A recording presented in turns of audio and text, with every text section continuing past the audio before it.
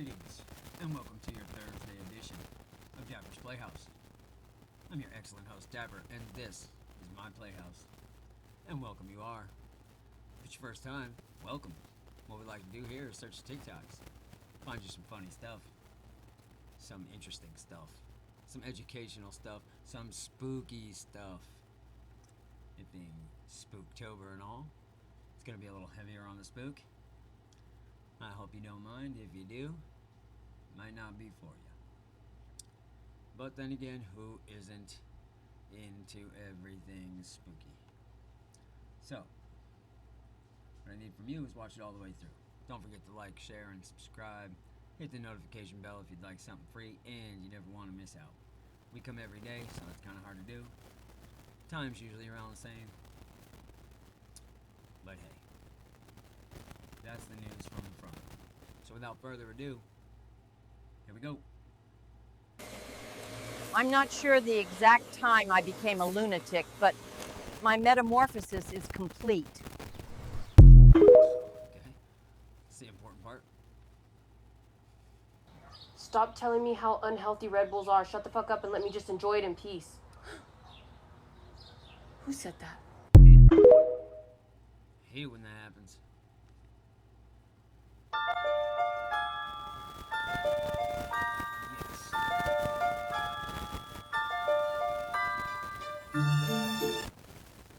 I do not believe in ghosts or a goblin ghoul. The only thing I believe in is myself. Marcus Pump.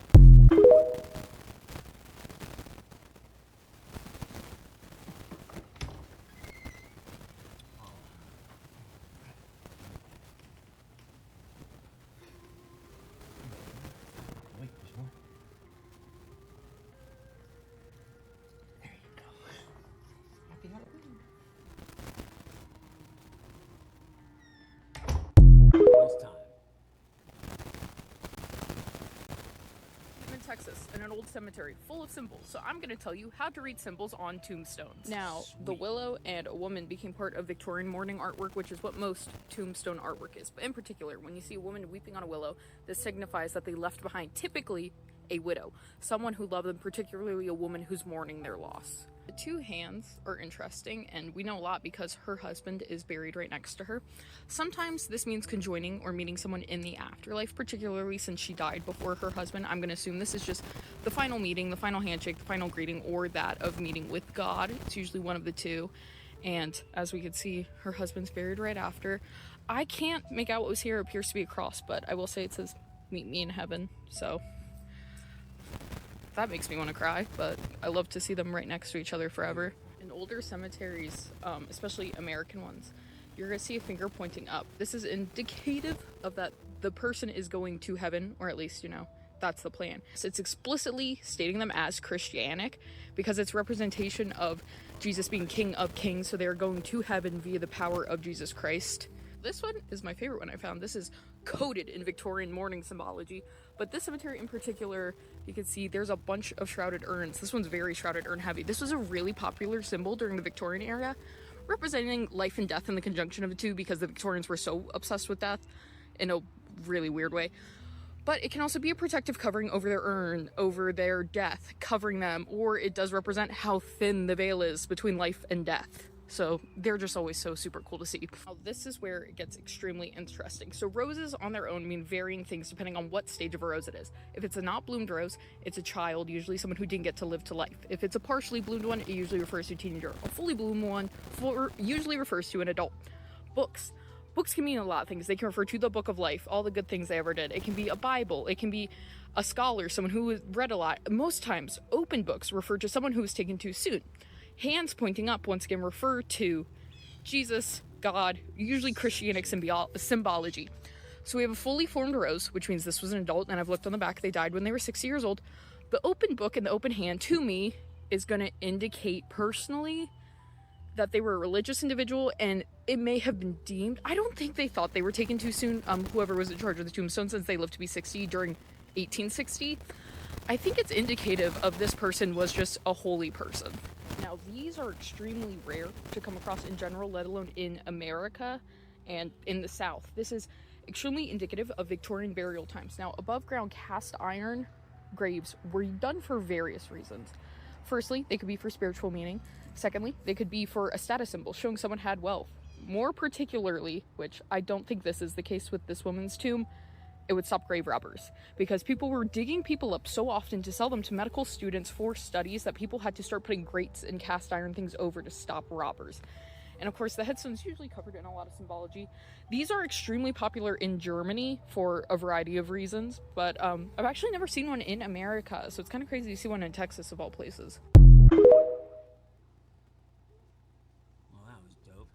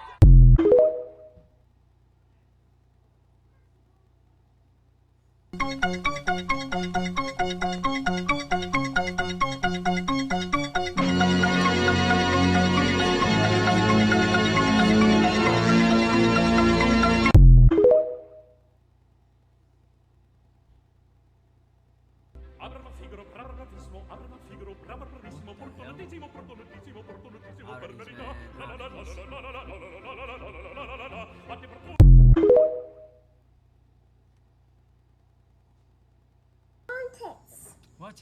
What is it? My big tits. Nice. Nice. My own big tits. She's got her very Do own you? big tits. I got my tiny tits right here because this fits on me. What Give more me do you my drink. Tits, cookies, milk. I'm happy. I don't know though. Wonder if it works for little girls too. Maybe it does. She seemed happy.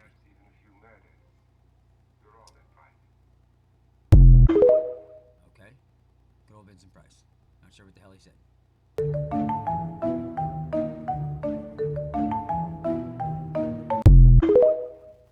Oh, cozy.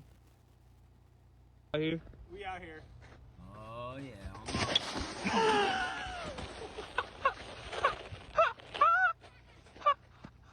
I don't think that's how you're supposed to do it.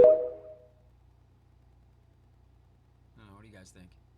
Here we have Guillermo del Toro's Frankenstein, starring Oscar Isaac, Jacob Elordi, Mia Goth, and Christoph Waltz. Says here coming in select theaters October 17th. That's pretty cool.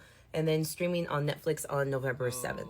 So I am excited to see this movie. I like a lot of Guillermo del Toro's movies. Pan's Labyrinth.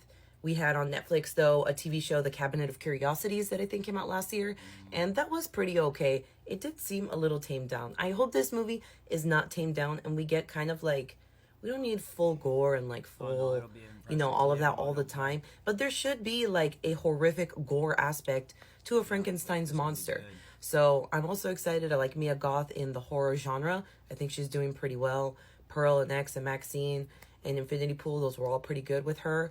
So you guys let me know. Are you going to watch this in select theaters or streaming? Are you excited about any of these actors? Because I really do want to watch this in theaters when it comes out. I'm open to any new interpretation of a classic. NightmareClothes.com. Get yourself some real Freddy deals.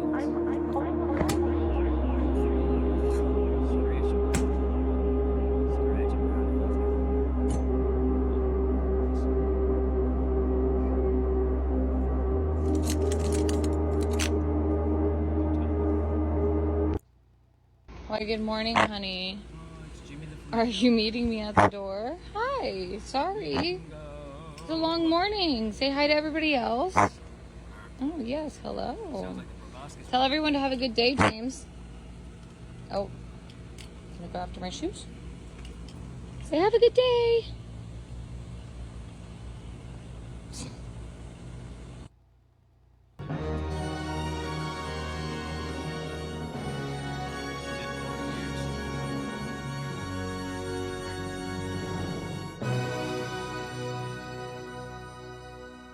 Good morning. I'm here. Ha ha ha, knitting. Ha ha ha, knitting.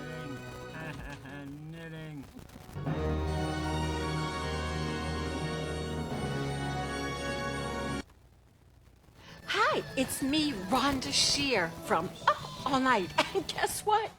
I'm back in my brand new home on Kings of Horror. It's frights, fun, and a whole lot of Rhonda. Don't miss it. Saturday, October the 25th at 10 p.m. Eastern. It is our Boo Bash Spectacular Halloween Up All Night special, and it's only on Kings of Horror.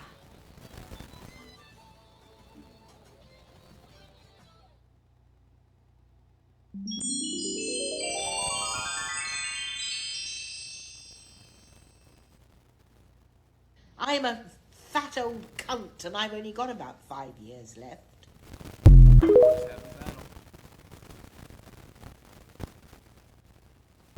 It's time!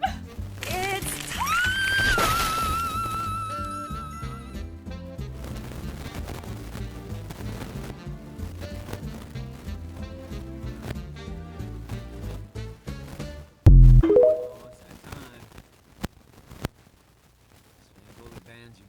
Oh, this water feels pretty nice. I wonder if there's any fish. Oh, crap, Brayden, you caught a biggin.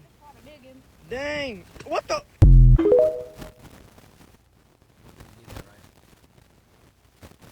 It's alive! It's alive! It's alive! Come out, wherever you are. There you are.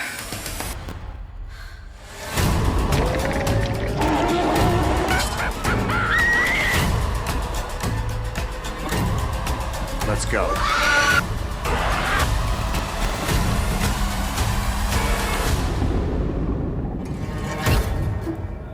Michael, you've come home. Saturated. The market is just saturated with spookiness. You gotta love it.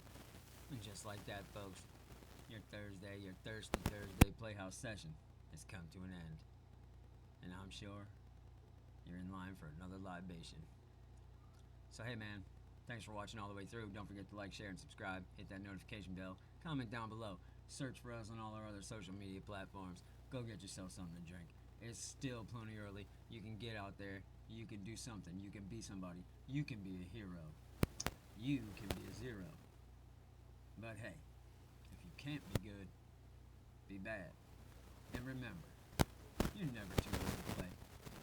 I'll catch y'all on the flip side.